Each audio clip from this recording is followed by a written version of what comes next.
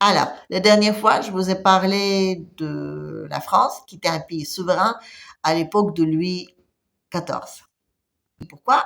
Pour cause, ben, Louis XIV, c'était un homme qui contrôlait tout. Il contrôlait donc son industrie, et donc il a développé l'industrie, la recherche au maximum. Voilà. Il contrôlait son armée et il contrôlait la monnaie. Voilà. La monnaie française, à l'époque, c'était la monnaie de référence. Voilà. Le louis d'or, c'était la monnaie la plus cotée en Europe. Voilà. Alors, comment est-ce possible d'un pays le plus important en Europe, donc lui 14, on arrive à Louis XVI et on lui coupe la tête. C'est une belle performance. Comment est-ce qu'on est arrivé là? C'est intéressant.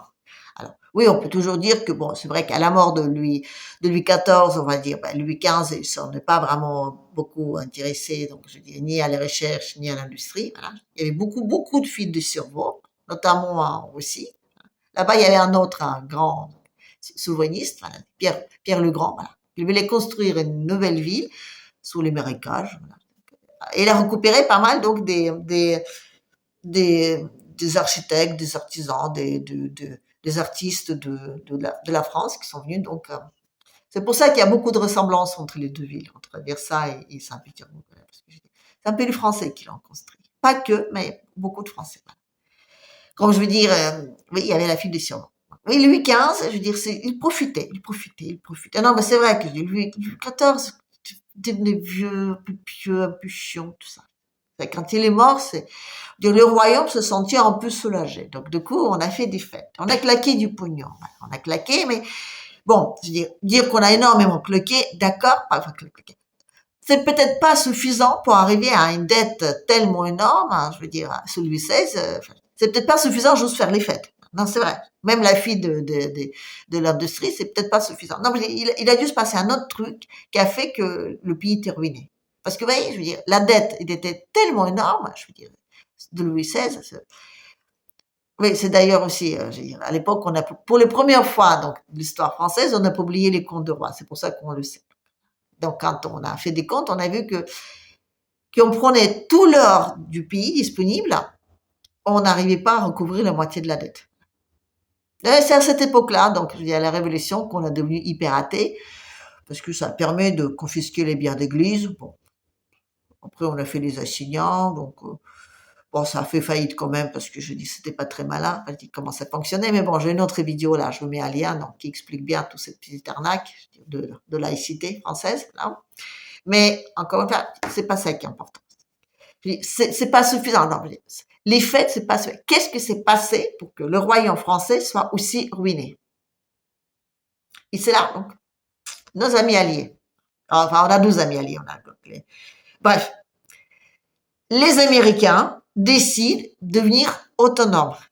Ils déclarent la guerre aux Anglais, ou c'est les Anglais qui déclarent la guerre aux Américains, je sais rien. Enfin, en tout cas, je veux dire, eux ne veulent plus d'être une colonie. Enfin, je veux dire, c'est pas vraiment vrai parce que, vous voyez, à la base, là-bas, il y avait d'autres gens qui habitaient. Voilà. Donc, on les appelle les Amérindiens, mais on ne sait pas comment ils s'appelaient eux, donc, à la base, mais on ne les a pas vraiment demandé. On a dit, on vous appelle comme ça. On les a découverts, voilà. Ils n'existaient pas avant, il n'y avait rien. Donc, les Européens sont arrivés, ils ont dit, ah, on vous a découvert, vous êtes à nous. Les autres, ils ont dit, non, pas. Ils ont dit, vous avez un papier comme quoi c'est chez vous? Les autres, ils ont dit, non. Non, on a un papier. Donc, on vous a découvert, c'est chez nous maintenant. Donc, on peut pas, voilà. Donc, de dire que c'était vraiment, je veux dire, les gens qui se sont libérés, non, parce que, je dis, non, je dis, c'est une histoire de partage de sous, voilà. Il y a les premiers sont arrivés là-bas, ils ont dit, tiens, ça a l'air riche, ça a l'air bien. Je dis, pour une fois qu'on n'est pas sur une espèce d'île, là, plus tout le temps où il y a rien. Donc, je dis, là, c'est bien, il fait beau, et puis, il y a plein d'or, plein de trucs, plein de machins. Enfin, ils ont dit que nous, on va garder ça et on veut pas partager. Donc, du coup, comme vous voulez pas partager, donc il y a une guerre, voilà. Et les Français, donc, dans cette guerre, comme ils étaient toujours hyper copains avec des Anglais, qui j'ai mis plein de guillemets autour, ça veut dire que, donc, il y avait un moyen de nuire l'Angleterre. Donc, oui, non, mais ça laisse pas passer comme ça, hein. Du coup, les Français, ils ont énormément investi donc, dans cette guerre-là. Ils ont investi aussi parce qu'ils ont dit, tiens, c'est un moyen de gagner de l'argent. Par exemple, vous voyez, vos marchés, vous connaissez? Non, pas les magasins, l'écrivain. Oui, bah, oui, oui, il a écrit Figaro, voilà, c'est pour ça qu'il est connu, en tout cas aujourd'hui. Mais à l'époque, donc, c'est pas avec ça qu'il a gagné de l'argent. Non, non. C'est un investisseur, voilà. Il faisait du commerce. C'est un peu comme Bruno Le Maire, voilà. C'est un auteur, voilà. Peut-être que dans quelques siècles, je dis, c'est de ces livres qu'on va donc, on va, on parlera de lui comme d'un auteur et on oubliera totalement sa carrière dans le ministère des Finances, voilà. C'est à peu près pareil avec Beaumarchais. Donc Beaumarchais, on se rappelle aujourd'hui que c'est un auteur, voilà, mais à la base, donc c'était un investisseur. Donc il a investi toute sa fortune en achetant donc des armes et donc pour envahir là-bas, donc aux États-Unis, pour les aider, soi-disant, il était hyper républicain, tout ça. Voilà. Donc il a envahi tout ça en essayant de récupérer les biens, voilà. Il a rien touché du tout. Et il s'est ruiné dessus. Il n'était pas la seule. Il y a énormément donc Français qui ont fait ça et ils s'y sont ruinés. Pas que les privés. Je dis. Le roi de France aussi, il a envoyé une mallette avec de l'or. Il paraît qu'il s'est perdu sous le chemin. On ne sait pas qui c'est qu'il a récupéré, mais je dirais, il est en tout cas parti de la France. Vous voyez, je dirais, la guerre américaine a creusé une énorme déficit chez les Français, voilà. Donc, je sais pas comment le dire autrement, mais je dirais, la France était pas mal, je veux dire, ruinée grâce à cette guerre. Ou en cause, je sais pas. Parce que pour les Anglais, je pense que il y avait aussi un intérêt là-dedans. Parce que la France était un empire très puissant. Je me rappelle, il y a encore quelques années, je dirais, le plus puissant d'Europe. Et là, d'un seul coup, paf, on coupe la tête au roi. Et on garde la dette. Alors, comment récupérer la dette? Parce que je dirais, il fallait récupérer la dette, hein. Et les banquiers, ils sont là, je dis, ils attendent pas, hein. Les mêmes, les banquiers. Donc, ils disent, d'accord, on vous prête de l'argent à condition que vous faites une guerre. Ils vont récupérer des sous. Le Napoléon. Voilà. Les guerres de Napoléon, c'était donc pour payer les dettes. Ah, on parle d'un empire, mais c'était pas vraiment un empire puisqu'il n'a jamais contrôlé son argent. C'était toujours les mêmes, les Anglais cette fois-ci. Donc, ils ont prêté de l'argent à Napoléon et qu'ils ont fait des fortunes justement sur ces guerres. Et lui, il a tout perdu. Mais en tout cas, il a remboursé la dette pour la France, merci. Là, au moins, c'était un avantage. Mais enfin, je dis, la France, il s'en est quand même sorti sacrément amoché. Bon, il a brillé un petit peu, donc il était un peu en empire pendant quelques... Ils sont allés là, en Égypte, là. Mais c'était bien triste, tout ça.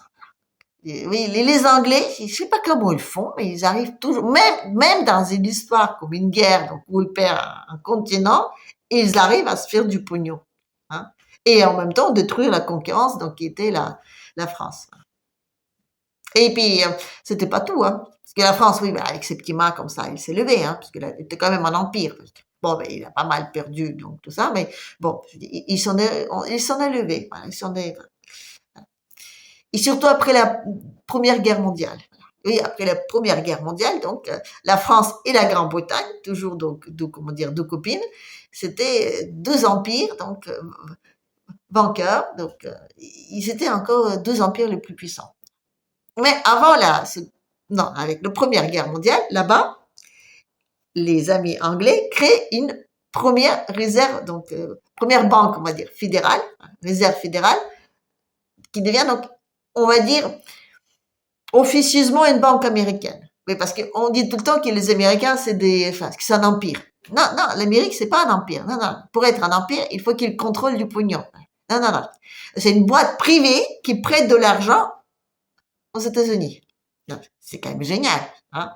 Oui, c'était d'ailleurs le credo de Rothschild. Voilà. Oui, c'est de Rothschild, je parle. C'est leur credo. Ils ont dit, si vous voulez de tenir le monde, il faut réussir à prêter de l'argent au pays. Non, c'est vrai. Donc, ils vivent en prêtant de l'argent au pays. Donc, au premier pays auquel ils prêtent de l'argent, c'est les États-Unis. C'est ça. Les réserves fédérales qui prêtent de l'argent aux Américains. Ah, il y en avait quelques-uns qui voulaient qui voulaient la renationaliser. On leur dit, oui, c'est peut-être l'Amérique qui va faire l'émission de dollars, comme ça. C'est peut-être nous-mêmes qui allons donc l'imprimer. Voilà. Ils sont tous mal finis. Tous zigouillés. Voilà. Kennedy y compris, voilà. Non, non, tous, tous, tous, tous. Voilà, comme ça. Donc c'est là, je veux dire que Trump va arriver au pouvoir, non, non, non, je dis, l'enjeu est trop grand, je dis, non, je dis, il va forcément arriver de trucs. Forcément, je dis, ou il sera mort, voilà, ou un accident, je sais pas, un truc qui lui tombera sous la tête sur sa voiture pour être sûr vraiment. Parce que là, là vraiment, c'est quand même pas évident. Je dis. Un gros accident, là. Ou alors la tricherie au vote, ou alors une guerre et on dit un état d'urgence et on peut pas faire des élections. Enfin, je dis, Trump ne peut pas être président. Non, je dis, on avait des têtes plus importantes et plus puissantes que ça qui ont tombé, alors, hein. Voilà. Voilà. Ce que je veux dire. C'est que, voilà. Les Rothschild, c'est ça. Les Rothschild, ils se sont fait du pognon sur la France, sur le dos de la France. Voilà. Ils sont les autres aussi un petit peu. Mais ils ont quand même aussi perdu, voilà, pendant la Deuxième Guerre mondiale. Parce que, bon, il y avait, donc, le grand empire qui n'est pas un empire là-bas, donc, ils avaient une crise en 29, énorme, énorme crise. Donc, ils créent leur banque, donc, juste avant la Première Guerre mondiale, qui était une bonne idée, parce que ça permet quand même, permet, il y avait un accord, donc, il y avait la réserve, mais aussi, il y avait un autre copain là-bas, qui commence par R aussi, donc, c'est des Rockefeller. Mais ils se sont bien partagés, les deux là. Donc, il y en a un qui contrôle, donc, là, on va dire, les ressources mondiales, donc le pétrole et puis tout ce qui s'ensuit, et l'autre du pognon, voilà. Donc, oui, qui prête de l'argent au pays, c'est ça, je dis comme ça. Ils détiennent le, quand vous contrôlez la ressource et le pognon, vous contrôlez tout. Vous créez après le temps, donc il devient votre armée, donc voilà. Le vrai empire aujourd'hui, c'est pas un empire, c'est pas un pays. Alors, les pays, c'est bon, ils sont là pour faire fonctionner l'empire. Finalement, aujourd'hui, on est tous des colons. On est tous des colonies. Parce que je veux dire, on dépend des ressources de l'empire, on dépend du pognon de l'empire et on dépend de, de l'armée de l'empire. Oui, je veux dire, tout a été fait là-dessus. Donc, je veux dire, de tomber tout sur le dos des Américains, quand même pas exagéré. Ils sont aussi victimes que nous tous. Enfin, ce que je veux dire. Donc, la Deuxième Guerre mondiale. La Première Guerre mondiale, pas de bol. Donc, la France, il sort aussi parmi les vainqueurs.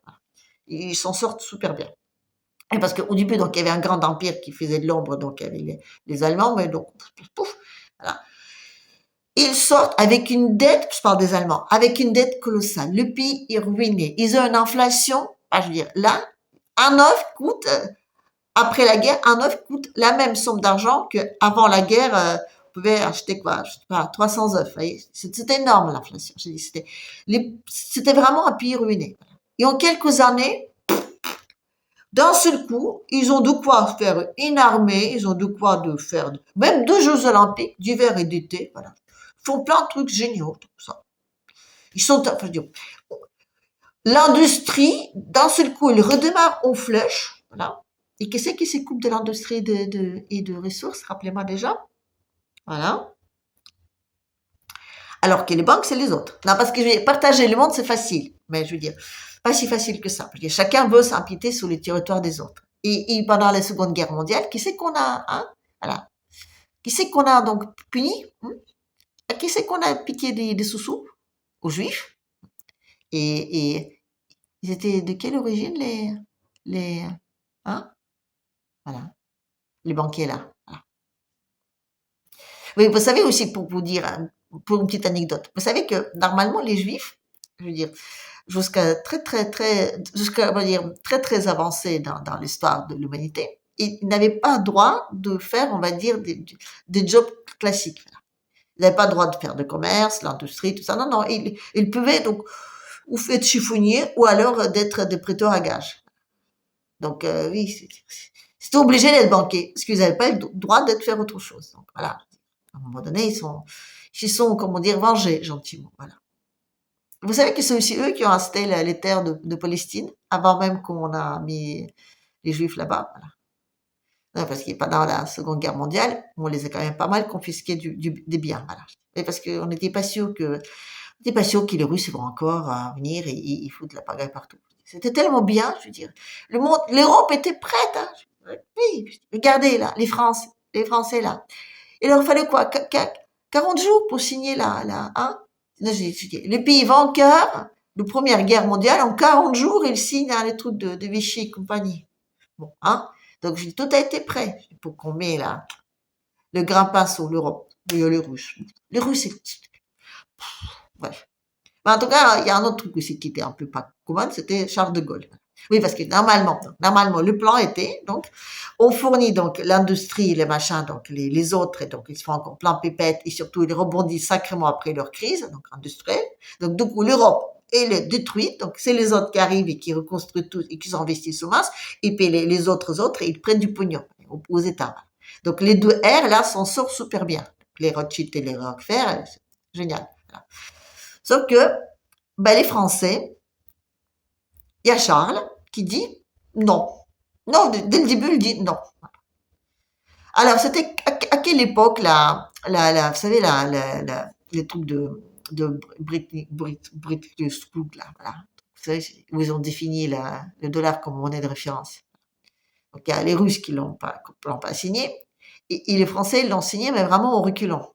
Vraiment, vraiment en reculant. Ils ont dit non, non, on n'a pas très envie. Qu'est-ce qui s'est passé entre-temps? Je dis juste avant, pendant de cette conférence de British-Plouk, là, hein? Ben oui, on avait la libération de la France par nos alliés. On était bombardés au max. Non, non, je veux dire, les débarquements en Normandie, ça va, ça allait, mais après, d'un seul coup, on ne sait pas pourquoi, il fallait bombarder la France. Il y avait beaucoup plus de morts pendant donc, la libération de la France que pendant toute la guerre avec les Allemands. Oui, parce que je dirais, pour reconstruire un pays, vous avez besoin d'argent. Et si votre pays n'est pas détruit, vous empruntez pas de l'argent. Hein. Donc il fallait tout raser. Voilà. Donc la France, elle n'avait plus le choix. Donc, il était obligé d'accepter la monnaie de référence, qui est donc le dollar, et emprunter de l'argent. Le plan Marshall, le plan Marshall, qui était donc soi-disant un sauvetage, mais qui a endetté la France pour la première fois. Et la France, Charles de Gaulle était quand même costaud. Donc déjà, il a dit non, non, non. Déjà, il a insisté sur le fait qu'il voulait garder le franc, donc comme sa propre monnaie, voilà. Alors que les Allemands, enfin les Américains, lapsus révélateur, pardon. Les Américains sont déjà arrivés avec des billets tout prêts à emploi, imprimés, tout ça. Pour les Français, il a dit non, non, non, non, on va se débrouiller. Merci, merci, mais non, on va essayer de se débrouiller un peu, voilà. Et après, il a fait un truc, mais scandaleux, scandaleux, scandaleux. Vous savez, la première révolution de couleur où elle a eu lieu, voilà, les mai 68, ne cherchez pas. Un type qui dit, non, moi, vos dollars, j'en veux pas, qui met tout ça dans un bateau, qui l'envoie là-bas, et qui dit, moi, je vais vous récupérer mon œuvre.